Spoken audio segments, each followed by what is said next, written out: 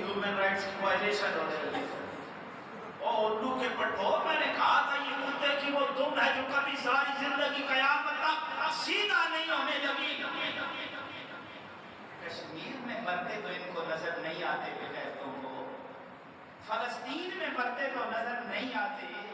ایک کوئی رنڈی افغانستان سے اٹھی یا KPK سے اٹھی, اس کی ایک گولی ان کو یاد آتی ہے, کوئی رنڈی کی گولی یاد آتی ہے, فلسطین کے شہیدوں کی نومولود بچوں کی ان کو شہادتیں نظر نہیں آتی.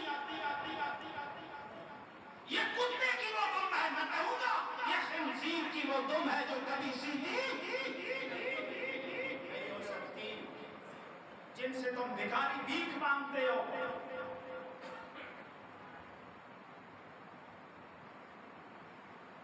خوشحالی آتی ہے صراط مستقیم کو, خوشحالی آتی ہے نبی کی تابعداری کرنے سے, خوشحالی آتی ہے صراط مستقیم پہ چلنے کی وجہ سے. قوم لوط کا عذاب دیکھ لو,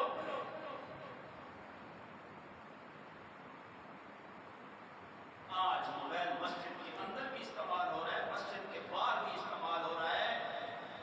امام احمد رضا رحمۃ اللہ علیہ نے کہا تھا وہ تھالی باجا جو ہوا کرتا تھا, کسی زمانے میں ہم کیسٹ لگا کے ٹیپ چلاتے تھے, آپ نے تو یہ بھی فتویٰ دیا تھا کہ اس میں قرآن سننا حرام ہے, اس لیے کہ اس میں گانا سنا جاتا ہے. جہاں پہ رنڈی کی تصویر بھی ہو کہاں عبادت کا ہو, بتاؤ نا. وضو اگر نہیں ہے تو نماز ہوتی ہے, وضو اگر نہیں ہے, وضو کامل نہیں ہے تو نماز نہیں ہے. وضو صحیح ہے, وضو کا مطلب پاکی ہے. تو جب دل پاک نہیں ہے, نگاہ پاک نہیں ہے, میں نے تو نہیں کہا, میرے نبی نے کہا, دو چیزوں کی تو ضمانت دے دے دو, میں جنت کی ضمانت دے دیتا ہوں. تو نگاہ کی حفاظت کر, جنت کی حفاظت میرے سوا کر دے. آج کہاں ہے ہماری نگاہ کی حفاظت؟ بولے نا, بولے نا. بڑے پاپیوں کے موبائل دیکھو, ہر کوئی اپنے من میں جھانک کے میرے سمیت, نہ میں حاجی ہوں نہ آپ حاجی ہیں, ہمیں سارے معاشرے میں ہم سب سے بڑے مجرم, اللہ کی عزت کی قسم. ایمان والا تو وہ ہے جو برائی کو دیکھے اسے روکے. اسلام بھی یہی کہتا ہے اور ہماری سیاست بھی یہ کہتی ہے. ہمارے یہاں تو سیاست ہے, یہ تو دنگل ہے, یہ تو دنگل ہے, دنگل جہاں پہ بیٹھ کے لوگوں نے ہمارے لیے کچھ بہتر سوچنا تھا تو آپس میں لڑ رہے ہیں. اقتدار کی جنگ ہے, خدا کے لیے آپ تو نہ لڑو آپس میں, ایک ہو جاؤ. اگر چاہتے ہو کہ دنیا میں ہماری وہ عزت ہو جو ہمیں وراثت میں سیدنا عمر فاروق رضی اللہ تعالیٰ عنہ سے ملی تھی, تو اس کے لیے ایک ہونا پڑے گا. اس کے لیے صحیح معنوں میں نبی کی اتباع کرنی پڑے گی, عمر کی غلامی میں آنا پڑے گا. وہ دور ملے گا, ورنہ یہ بڑا مشکل ہے آج کے دور میں. ہماری مسجد ویران, ہمارا قرآن ترس رہا ہے, ہمارا دین بھیک مانگ رہا ہے ہم سے, ہمیں کوئی فکر نہیں اس کی, بلکہ جس وقت حضرت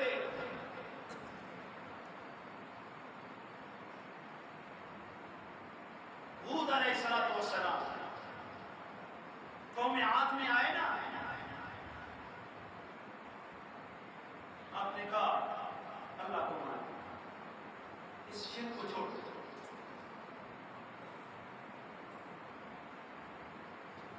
اللہ کا عذاب تو معلوم پر آ جائے گا. پتہ ہے قوم آگے سے کیا کہتی ہے,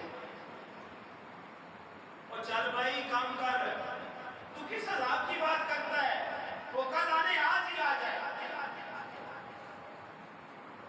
وہ آج ہی آ جائے. کس عذاب کی بات کرتا ہے؟ جو سرمایہ دار تھے, جو وڈیرے تھے, وہ کہتے ہیں تجھے کیا پتا, آج کا سرمایہ دار بھی یہی بکواس کرتا ہے, مولوی کو کیا پتا, آج کا وڈیرا بھی یہی کرتا ہے, مولوی کو کیا پتا. میں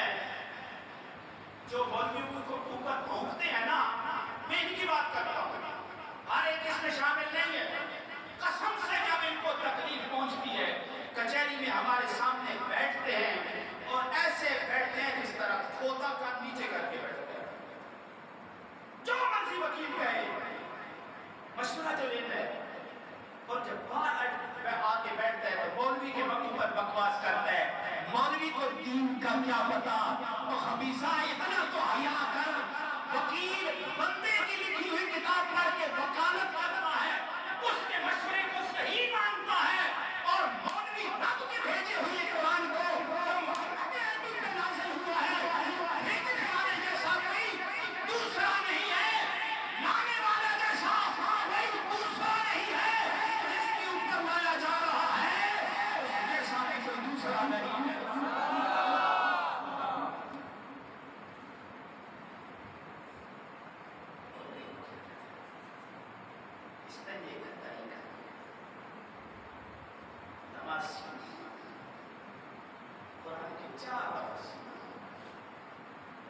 اتنی بڑی بونگی اتنی بڑی جس کی کوئی حد نہیں، ہر کوئی اپنے دائرے میں آ جائے اور مسلمان صحیح بن جائے، اللہ سے ڈرے، نبی کی اتباع کرے۔ خدا کی قسم خدا وہی ہے جو مصطفیٰ کے صحابہ کا تھا، نبی کا فیض وہی ہے جو 1,24,000 صحابہ کا تھا، آج بھی میرے نبی کا فیض وہی ہے۔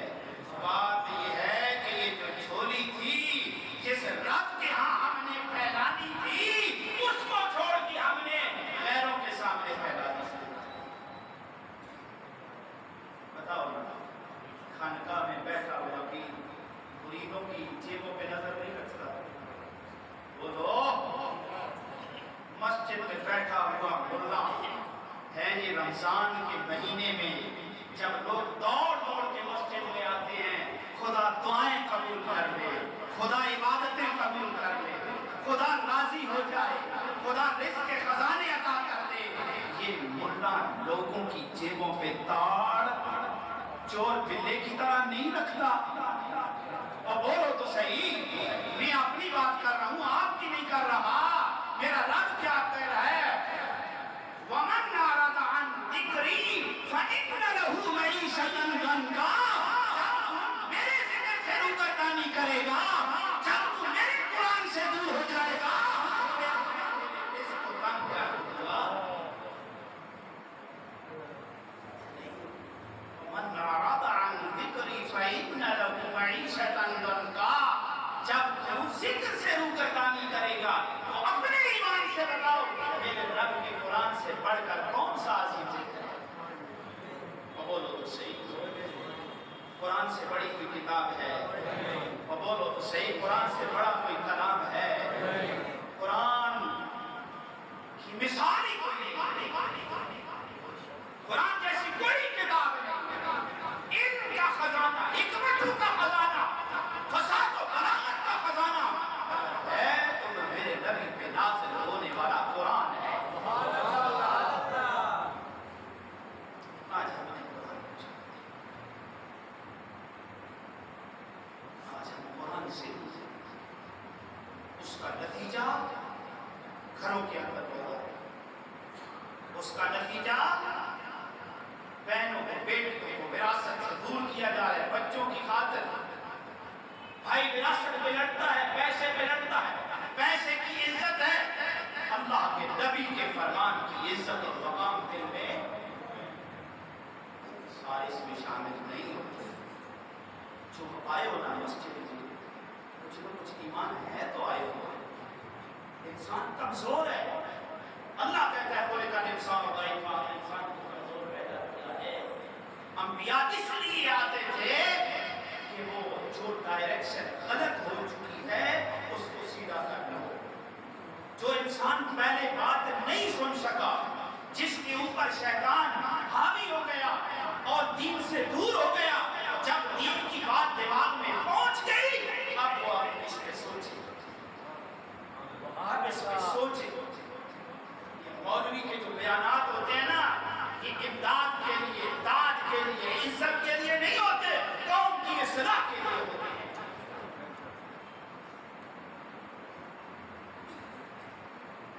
شامل کے بولو تو دراز تو نہیں بولو تو صحیح، وہ بھی جائے تو کیا ہو سکتا ہے، ہماری تو مجبوری ہے، ہمیں جواب دینا ہے۔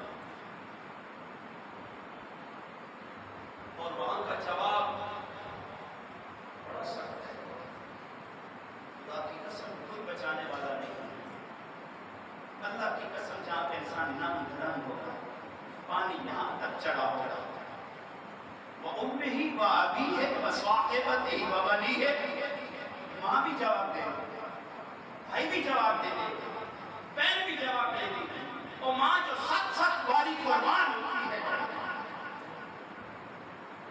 کیلے بستر پہ لیٹنا بچے کا ایک لمحہ گوارا نہیں کرتی، وہ بھی کہے گی الہ غیر بتانا اگر تجھے اور مجھے کوئی سینے سے لگائے گا تو آمنہ کا دار نہیں لگائے گا۔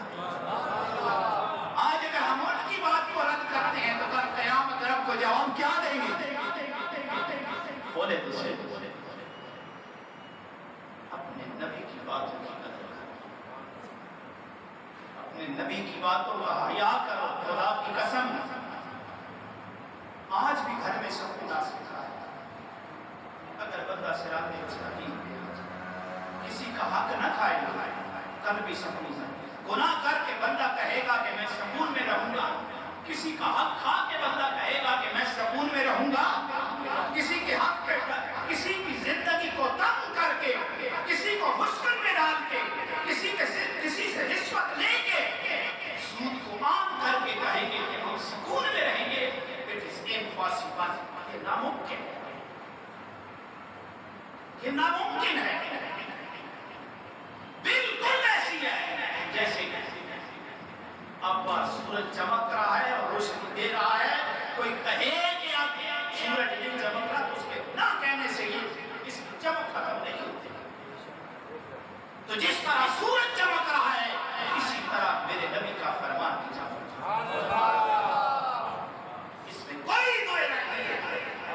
جو قلبی سکون چاہتا ہے نا دوسروں کے لیے آسانی پیدا کرے، جس نے لا الہ الا اللہ محمد رسول اللہ پڑھا ہے، اس کا نام ہی ہے، اس کی زندگی کا مقصد و مشن یہی ہے کہ وہ امت محمدیہ کے لیے آسانی پیدا کرے، حیا کرے، نبی کے فرمان کا خیال کرے، اگر لالچ رکھے تو اپنے رب پہ مانگے تو اپنے رب پہ میں تو یہ بھی کہتا ہوں کسی بندے پہ غرض کی نگاہ رکھنا یہ شرک ہے۔